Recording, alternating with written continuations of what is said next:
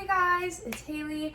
Welcome back to my channel. Today we are going to be doing my June reading wrap up, and I'm so excited to do my reading wrap up for June with you guys because I read the Rina Kent universe almost completely, and I'm so excited about it because I basically what kind of made me narrow down to Rina this last month was I've been wanting to read the Legacy of God series for a while, but I knew it wasn't completely finished, and I knew that I wanted to read the parents' books first because I am just one of those people where if I read the second generation's books first, like the kids' books, I usually do not want to go back and read their parents. But if I read the first gen books first, I almost always will love the second gen books, and that doesn't bother me. It's like seeing them as parents and then trying to go back and think of them as like young adults.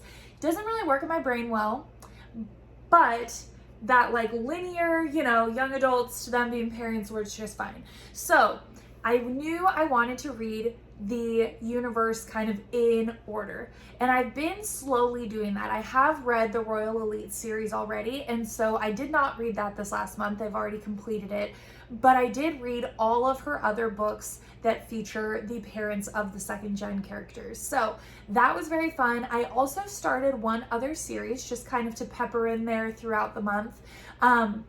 So those two things are going to be the main focus of my TBR wrap up, or my June wrap up. So really excited to dive into that. Really excited to read Legacy of Gods, but I actually had such a fun time going through her universe this last month. I have a few books I didn't get to, so books that didn't have parents in them, I didn't particularly put as a priority. I wanted to make sure I got the parents' books done first. So all of the kind of like Empire books, which are standalones, and the Monster trilogy, I did not get through those, but I'm kind of happy about it because I'll get to those just kind of when I want to, or when I'm missing Rina a little bit. So let's dive in, let's take a look. A lot of these were read on Kindle, but some in person, so I'll kind of go through those as they pop up. First one I read, the one that comes kind of right after Royal Elites, is the, I don't know what it's called. I skipped it. It's the one with Jonathan King. I think it's the King duet, something like that. And it has Jonathan King's POV from when he is younger. And like I said, I don't like reading the first gen after the second. So because he's Aiden's dad and we saw him in the Royal Elite series, I skipped that one because he's just going to be a grandpa in the Legacy of God series, and I had no interest in reading that one. So then I jumped to the next one, which is the Lies and Truths duet. And this one was very interesting. Now, all the Kindle ones feature these lovely people covers, which I know nobody's a huge fan of people covers, but you can get the gorgeous discreet covers on Amazon or the Rina Kent website. She also does like signed paperbacks. So if you don't like this in a book format, like a paperback, you can get the cute covers. It's just on a Kindle. I had to do these. But the Lies and Truths duet features two Americans.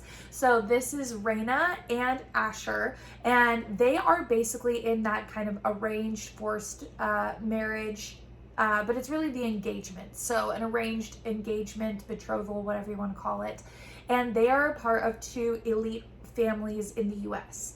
And basically, Rina and Asher are kind of that rivals, or definitely like that hate to love trope is heavy in this one. And it starts off as seeming very surface level. It seems like your typical kind of bully romance. But what I loved and what set this apart from other bully type romances that I've read is once you start to uncover all of the different pieces of their story and all of the different aspects of their characters, you really start to realize like why these two characters are the way they are. Both characters have so much more depth to them than you would think, and so many little like twists and turns. One thing I love about Rina's books is that she does most all things. If it's not a series, it's a duology or a trilogy, all of them. And I love that when you finish book 1, you're like frothing at the mouth for book 2 every time. Like, you know that book 1 ends with such a cliffhanger, or with such a setup for book 2, that you know you're nowhere near finished, even though you're halfway or a third of the way. Like, you've got so much more to uncover. And this duet was very much that. You're constantly finding out new things about the characters, new little twists, details, excuse me, backstories that just add so much. So this is one where I'm not going to give away too much more than I have, because if I go too far into the plot, you're really going to get either a lot of spoilers, or I'm going to lead you to believe it is very different than it actually is. So going in blind to her books, I highly recommend. I don't mind giving some of the tropes or general ideas, but I don't want to give too much away. I will say book 1, book 2, so there's all the lies, and then book 2 is all the truths. Overall, if I was to just wrap them up together, a solid 4-star duology. Solid 4-star. I would say probably that the first book I would give a solid 4. The second book, honestly, like a 4.25, 4.5. Like, both really strong, really good. Loved them. Loved that it was not just as simple as she could have made it. Like, some bully romances are very surface level, and you're constantly like, that's the event that made you hate each other, or like, that's why you really can't get together, okay? But this one, when you start to dive into it, and not even just between Asher and Rina, but when you start to see Rina's relationships with everybody, her friends, her little clique, her little group, even like the dynamic between her and his family, you really start to uncover a lot. So highly recommend this one. Very much so enjoyed it. Okay, next book is Empire of Desire, also by Rina Kent, and this is a part of her empire. She has like a whole, I wouldn't say series, but it's like a set of interconnected standalones. There's 4 of them. This one is Empire of Desire, and this one I read. However, I haven't read the other 3 yet, because none of them are parents of the Legacy of God's Kids. So there's also Empire of Sin, Empire of Lust, Empire of Hate, something like that. There's 3 more, but this one I did read. It is the first one in that set, and it is following a father's best friend. And can I just say, older guys, like the age gap romance trope, is not usually for me. It's just not. It's not my thing. And I know it's a lot of people's. So right off the bat, if that's your trope, if you like, even this is not a single dad trope, but he does have a,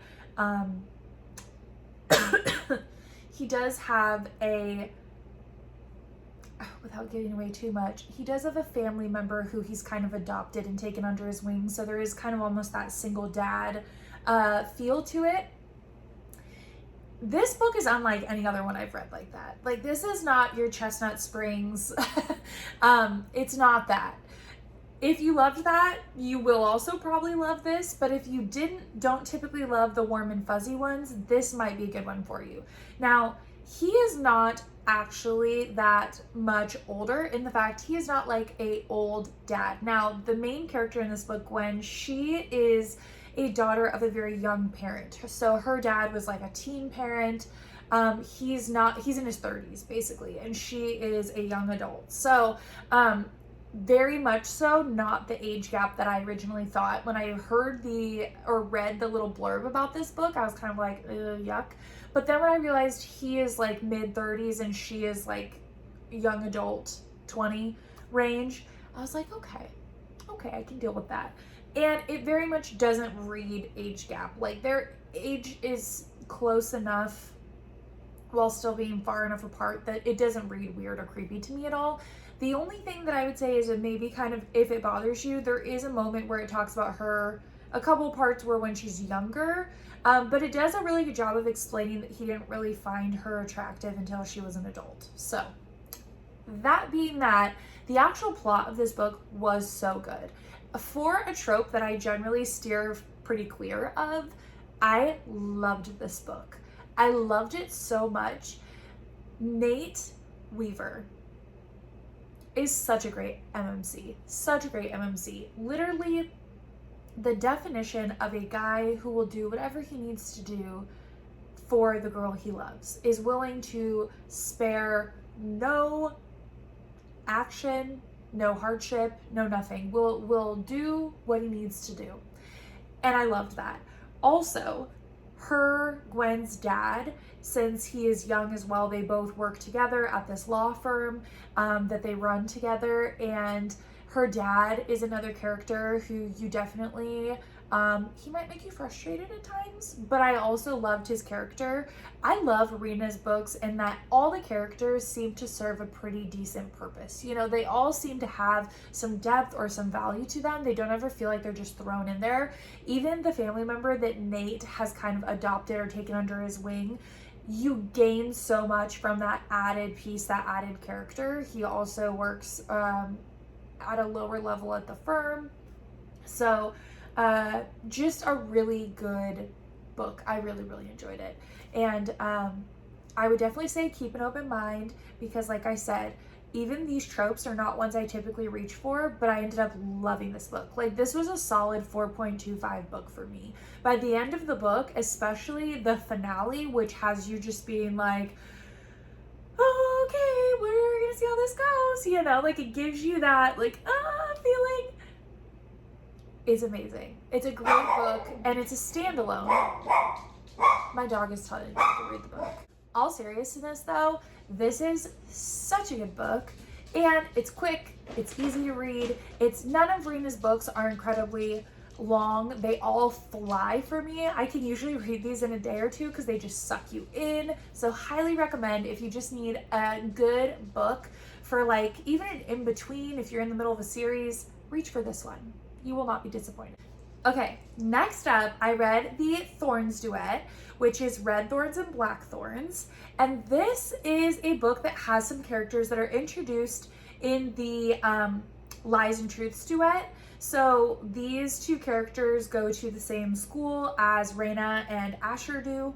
And so this is about Sebastian and Naomi. And when you're introduced to Naomi's character and Sebastian's character in the Lies and Truths duet, you know that there's something going on between the two of them. Like, it definitely hints at their connection, but you don't really know what's going on. So what's kind of fun is the timeline in this book kind of runs into the Lies and Truths duet. Now, if you look on Rina's website, it is recommended that you read these two kind of like together or near each other. I did, just because it was recommended that way, and I would say that I highly recommend you do it, just because the timelines kind of overlap. It's nice to read it while the other one is still fresh in your memory. You could split this up. Like, I will definitely say you don't have to read them together, but I like that I did, because there was pieces where I could still remember the other books and what happened while I was reading this one. Now, excuse me, one thing I will say about the Thorns duet is that this duet is probably one of the darker ones I've read, which is interesting because I know Rina technically falls under the dark romance umbrella, and all of her books have different tropes, different ideas, but there's lots of crossover, right? A lot of them have kind of elite people, whether they're in the mafia or just kind of that backdoor business type vibe or different things like that. Most of her books have a darker feel to them. The characters, their relationships, they tend to have darker connections or focus, or their maybe their conflict. This one, I would say, is definitely a little bit on the darker side as well. Sebastian and Naomi, Asher and Rina also, they both have like kind of a darker side. This one, I will say, of all of the Rina couples, I think they might be probably my least favorite couple. I just didn't connect to them as much. Naomi was definitely one of those kind of hot and cold characters. Like, there's moments I liked her, there's moments she frustrated me. And I know she's a young adult, so that happens, right? Like there's definitely times where you can just tell it's probably their age. But Sebastian's character did not bother me as much. Their story overall is again kind of that hate to love, very conflicted emotions about each other. Naomi is a cheerleader on the squad that Reina's on, but she's kind of like that overlooked girl.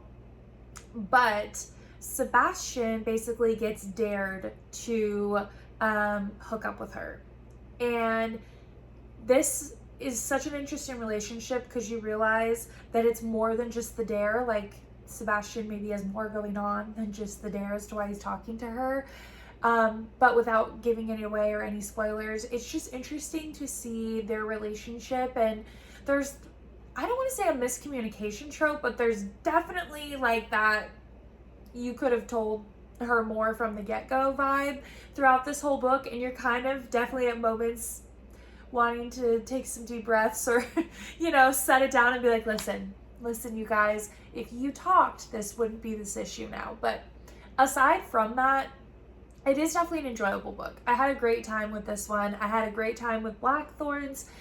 They're both good books. I would just say, comparing it to all of the Rina books that I've read, it would sit right around that like 3.25, 3.5. It's definitely not a 4-star book for me, but I definitely still enjoyed it. So I would recommend it. If you read the Lies and Truths duet, it just makes sense to read this one. You get more from all the characters, and you see some of the like flashbacks and point of views that connect. So it's definitely enjoyable.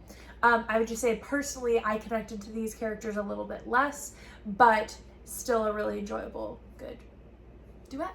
Okay, last book that's going to be on my Kindle was the Throne duet I read, and let me just say, this one took me by surprise as well. Kind of like with Empire of Desire, it was one that I didn't expect to like as much as I did. This one follows Rye and Kyle, and Rye is actually Reina's twin sister. And I do not want to go too much into that, just because if you haven't read the Lies and Truths duet, I do not want to burst your bubble early in. So I will not, I'll do you a little favor, I'm not going to burst your bubble, but I will tell you that they are twins. You can figure out the rest when you read it. But basically, Rye is involved in the mafia. And mafia books for me are very hit or miss. I either like them or I'm just incredibly bored the whole time. One thing I love about Rina Kent and how she does mafia is it's very much so not complicated. She does not make it so that I'm sitting there going, who is that? What is this? Like, it's all very easy to comprehend. The romance is still the focus. Like, these two characters and their relationship is still what I'm focused on. The mafia just adds to it because Rye basically is this mafia.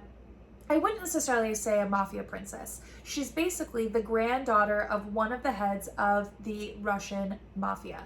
And basically, she is trying to run stuff. So if you get the throne concept, right? Throne of power, and then it's throne of vengeance. She is basically not trying to be like all of the other mafia daughters, and they're all expected to kind of just be the submissive women, and they cater to their mafia husbands. Not this woman. This woman says, no, I would like to run things, which we love. I love that for her. But enter Kyle. Kyle is a hitman who you do see in other books a little bit, these two and their dynamic. And it's always given from the perspective of kind of after these two have come together. So this book sheds light on how that happens. And I put off reading this one till kind of the end of the month just because I wasn't expecting to like it so much, but I loved it. These two are so interesting. I loved it. Kyle and Rye have like this super interesting dynamic where they're both completely competent and completely capable, which is so interesting because a lot of the times one of the characters takes the back seat, right? Usually either the girl is this badass and you're like cool and the dude is a little bit more relaxed, or vice versa. This couple gives me the same vibe of, if you've ever read Throne of Glass, you have Aelin and Rowan, right? That is the vibe that I get from these guys. Two completely competent, capable people.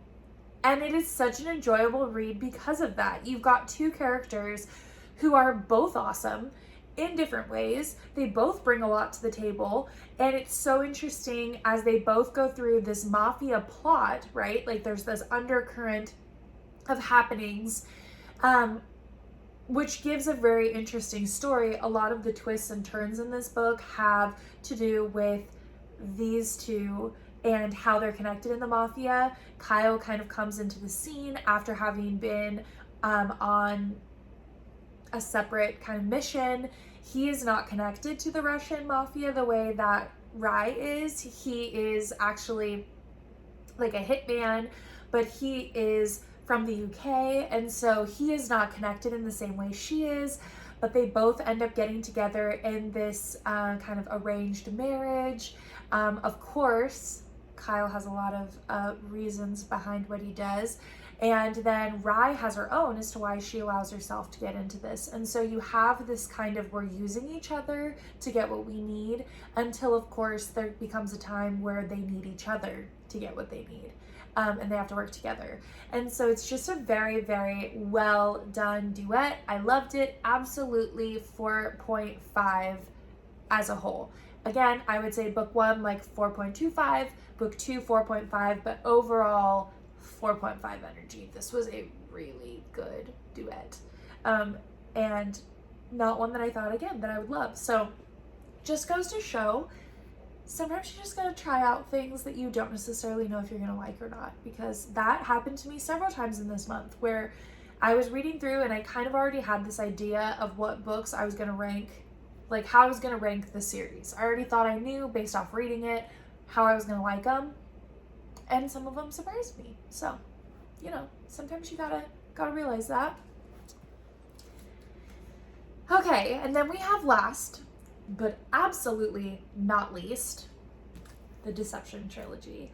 And these are the only physical copies that I have so far. I definitely may buy physical copies of other books that I read, but these are the only ones I bought physical copies of as of right now. So I have this one, and then I have already owned, or you can kind of see them a little bit up there, the Royal Elites, or all these black spines right here. So I will have those two sets in a physical paperback copy, but I may buy some of the other ones eventually. But I'm so happy I got this one in a physical copy.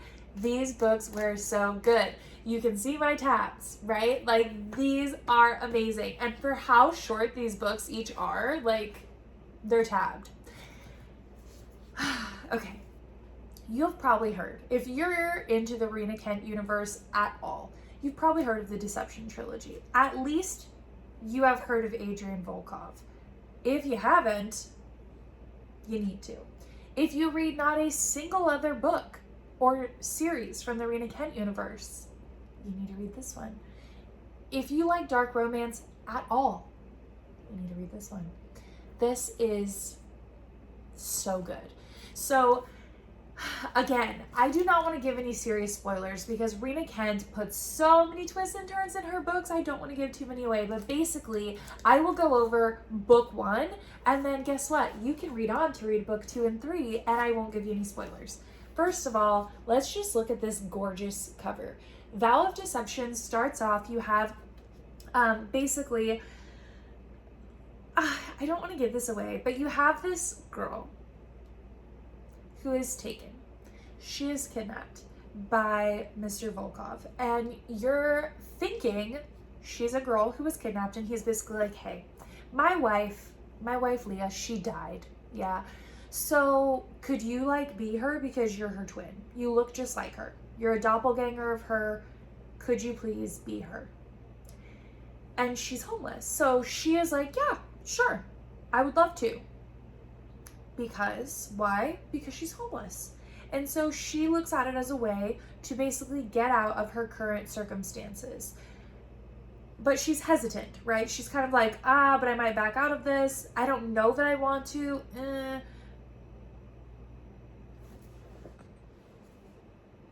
Okay, last, but certainly not least, the Deception trilogy. Oh my gosh, you guys. Okay, This is such a good trilogy. I'm so happy I bought the physical copy of these. I will definitely probably go back and buy physical copies of other books that I read of the universe this month. Royal Elite sits up here on my shelf, so I already own that, and then now this, but I may buy some of the other ones, but I'm so happy I bought these ones. These books are so good. If you have heard of any of the Rina Kent universe, if it's ever been mentioned to you, you've probably heard of this trilogy. If you love dark romance, if you love just a good book with lots of twists and turns, if you love anything to do with mafia, but good, light mafia, if you love the kidnapping trope, but really not, this trilogy, you guys, is so good. There's a reason why there's so much hype around it. I saved it till the end of the month because I knew it was going to be the best. And it was. It was frankly the best series I have read from Rina Kent right now. It is 5 stars as a whole. Every book is amazing. I think I rated the first 2 as like 4s, but like 4.5, 4.75 on Goodreads, and the last one a 5. But really, each book is a 5. Like, this whole series is a 5 stars for me. It is so good. It is so, so good. And I'm not going to give away too much because, again, Rina Kent, the way that she writes these books, like, look, they are short, but they are tabbed. Because the way she writes these books has so many twists and turns, I do not want to give it away. I want you to read and be as shocked and surprised as I was. So going in blind is great. I will list a couple of things. Not much, though. You're going to have to read to figure out the rest. But starting off, Vow of Deception, just the prettiest cover. This is what I meant by her discreet covers, by the way. If you like any of the other books that I mentioned and you want to read them, you can buy these. And they all have gorgeous, gorgeous covers. Like, gorgeous, gorgeous covers. No people on them. That is what you can get as well. Or the people covers. So, basically, book 1 starts off, you've got this girl, Winter, and she is homeless on the street. And she is basically kidnapped, taken by Adrian Volkov, who is like a high up in the Russian mafia, connected to Kyle and Rye's characters. Basically, Adrian kidnaps her and is like, hey, my wife Leah died. Yeah. So you need to pretend to be her. And basically, I'm going to give you this nice life, luxurious life, but you got to be my wife. And as you can imagine, like, well, probably can't imagine. Could you imagine that happening? Crazy. She gets sucked into this world. And by force, really, she gets sucked into this world, this mafia world of Adrian Volkov. But not only that, she struggles with the way that he basically treats her. Like, imagine some guy comes up to you and is like, hey, my wife died, could you just pretend to be her? Because she looks exactly like her. She is her doppelganger, is what he says. This book series, it sounds weird. It sounds like, how could that go good, right? Oh, it does. It does. And I'm not going to spoil it for you. That will not be my job. But you need to read this book, because it is not what it seems. It's not even remotely what it seems. Hence why it's called the Deception Trilogy. I didn't realize when I picked this up how much deception was going to be going on in this trilogy, but it earns it. It really does. It is a 5-star trilogy for me. Each book. And what's interesting is, so book 1 is kind of like present. Book 2 goes into the past. And then book 3, we're back into the present. So it's really interesting because there's POV shifts throughout this, but there is the really interesting concept of like one book being here, the other book being way back here, and then we're back here. Usually it's the POVs that flip back and forth. This one really sticks the POVs together and really splits the books up with a little bit of flashing, but I really like that as well. It's kind of interesting. It also makes it so that you're really able to like focus on one storyline, focus on the other one, and like really get into it. and then really move to the next one, immerse yourself in where that story is, and then immerse yourself in the ending. I liked that. Sometimes flashbacks as they're happening in a book, if it happens too much like present to past, you get kind of muddled in what's going on. At least I can sometimes. Like it feels like I'm moving back and forth a lot, or it's interrupting a storyline, right? Like if I'm in the present and then all of a sudden it goes to the past, I'm like, mentally, like I just want to keep going with the present. Like, no. This is nice because so much of it is chunked well. And I love that. Highly, highly, highly recommend this trilogy. Last thing I'm going to talk about is a series that I started, and it's not connected to Rina Kent at all, but while I was reading, there was a couple little times where I wanted just a break. So I read the first book and then the second book in this series just throughout June, whenever I wanted to take a small break. And I devoured these books pretty fast, so the break was very small, but it was needed sometimes, just to break it up. I started the Bonds That Tie series. I read book 1 and book 2, which is Broken Bonds and then Savage Bonds. These have the prettiest covers. Can I just say that? Like all of the books in this series, if you look at them, they all have a different character on the cover. They're gorgeous. Absolutely gorgeous. And what's interesting is I looked up non-spoiler reviews of this series before I started it. I had gotten the first book a while ago, and I hadn't got around to it yet, but I knew I wanted to. And I started reading it, and basically in this book you have a girl who she has, and again, I don't want to spoil too much, but she has 5 bonds. And in this world, your bonds are basically like these people that you are bonded to. Now that being said, there's also like a magic system where each person has like an ability. And what's interesting is basically this girl is somebody where they think she has no ability, but she has bonds. She somehow gets bonded to like the 5 most powerful guys. And she's going to this college, Draven College, and she is, they think somebody who doesn't have any real abilities. But she has these 5 bonds, and she ran away when this first came to be. Now, you usually do not run from your bonds. Usually you're really happy to have bonds because why wouldn't you, right? There's these people that are basically like destined to be with you, right? They're supposed to be your person. And she has 5 of the most powerful ones. Why would you run from that? You'll find out. But she does. They come get her and take her back to the college and basically say like, you gotta be our bond.